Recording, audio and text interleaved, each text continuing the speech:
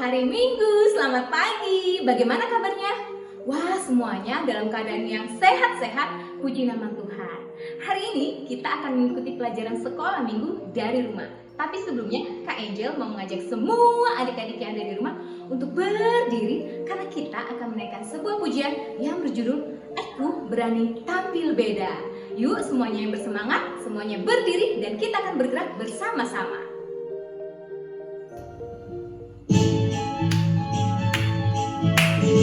Yang semangat ya adik-adik.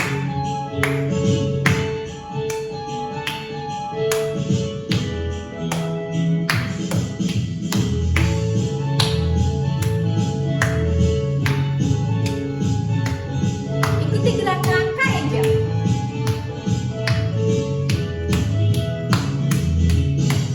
Saat iblis merayuku, aku tolak itu dalam nama Yesus. Saat iblis menggodaku, aku pun berdoa dalam nama Yesus. Ku kuat karena kasih-Nya, firman-Nya teguhkanku. Ku berdiri sebagai pemenang.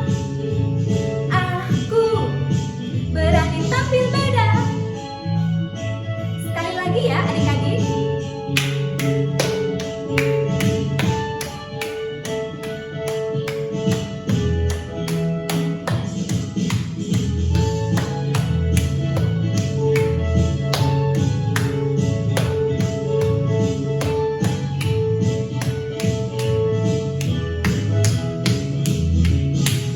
Saat iblis merayuku, aku tolak itu dalam nama Yesus. Saat iblis menggodaku, aku pun berdoa dalam nama Yesus. Ku kuat karena kasih-Nya, firman-Nya teguhkanku. Aku berdiri. Ku berdiri sebagai pemenang. Aku berani tampil beda. Ku kuat karena kasih-Nya, firman-Nya, firman-Nya teguhkanku. Ku berdiri sebagai pemenang. Aku apa? Aku berani tampil beda.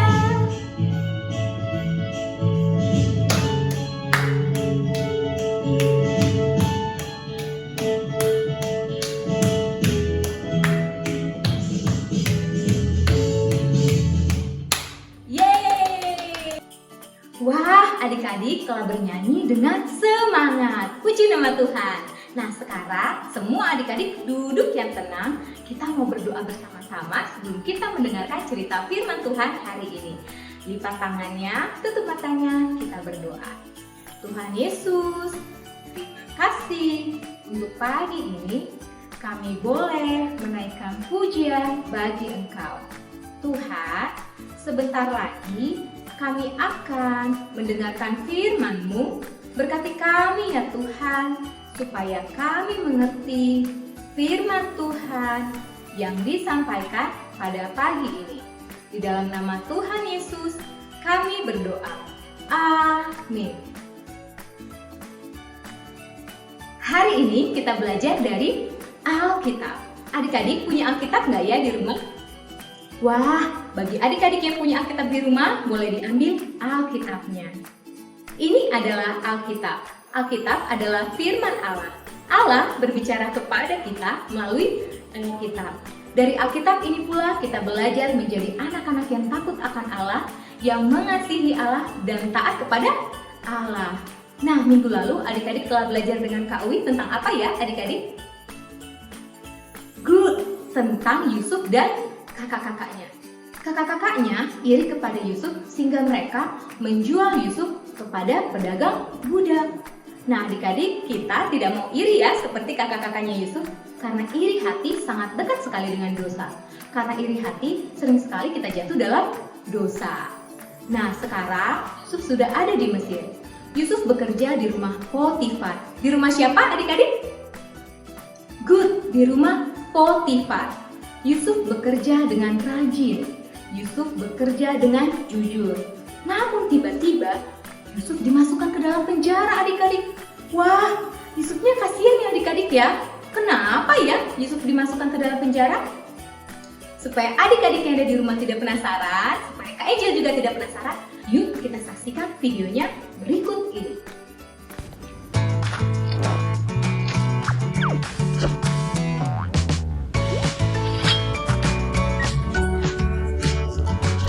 Yusuf di Mesir.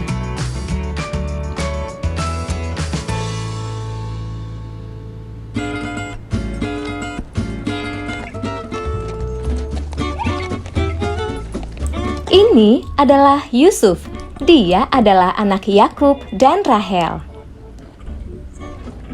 Dia adalah anak kesayangan ayahnya, sehingga dia dibenci oleh kakak-kakaknya, dan kakak-kakaknya menjualnya.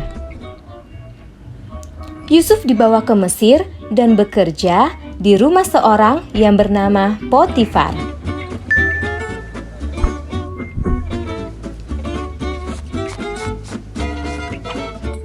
Yusuf bekerja dengan sangat rajin dan jujur.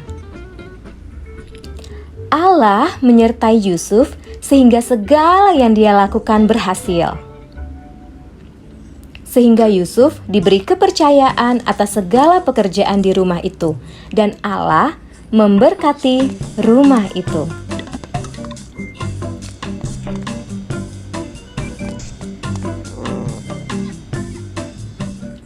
Istri Potifar melihat Yusuf dan mengajak Yusuf melakukan dosa.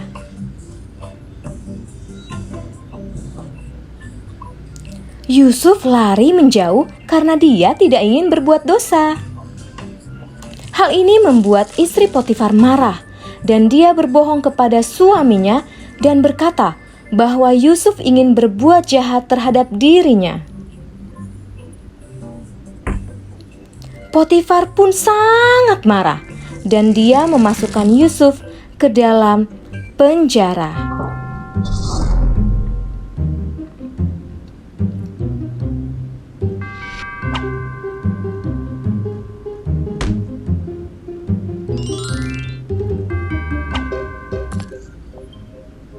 Di dalam penjara, Yusuf berkelakuan baik dan dipercaya oleh kepala penjara. Allah menyertai Yusuf dan membuat dia berhasil dimanapun dia berada. Setelah beberapa tahun, Firaun bermimpi mimpi yang aneh. Firaun tidak mengerti arti mimpi itu, sehingga dia menyuruh Yusuf menjelaskan arti dari mimpi itu. Dengan bantuan Allah, Yusuf memberitahukan arti dari mimpi itu. Firaun mempercayai Yusuf sebagai orang yang bijaksana. Yusuf dipercaya untuk menjadi penguasa atas seluruh Mesir.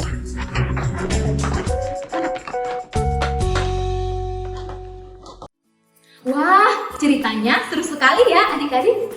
Nah, adik-adik tadi telah mendengar cerita Yusuf di Mesir.